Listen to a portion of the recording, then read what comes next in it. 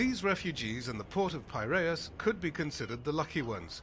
They are free to come and go, and they've turned this asphalt into a home of sorts. The United Nations rapporteur for the human rights of migrants has criticized the policy of incarcerating new arrivals, including children, on Greece's eastern islands in overcrowded hotspots.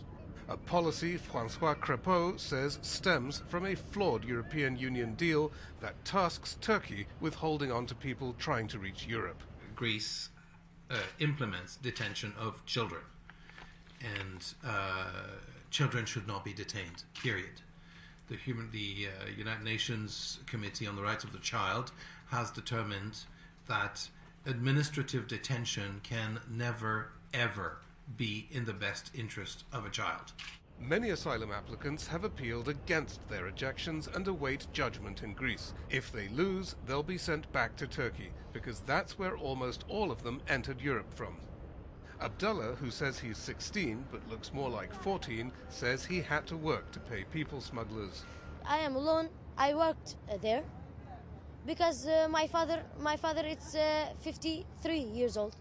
He can't work. And I have sisters, they can't work.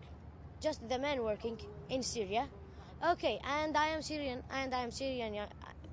boy, and I will work for my family. I worked 3 years. No one wants to go back. If they send us to Turkey, it's the best to send us to Afghanistan. Because in Turkey, in Afghanistan, we can find something for us to eat or to drink, but in Turkey, we can't. Turkey has been overwhelmed with 2.5 million migrants and refugees. Saddling it with more underlines Europe's lack of vision, says Crépeau.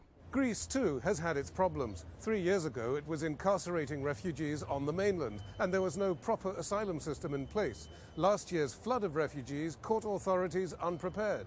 But there is one area where the Greeks have been ahead of the curve. Much of the humanitarian effort that sustains the 54,000 refugees in Greece comes from volunteers. It's upon this spontaneous effort, Crépeau says, that Europe should build its migration policy. John Psaropoulos, Al Jazeera, Athens.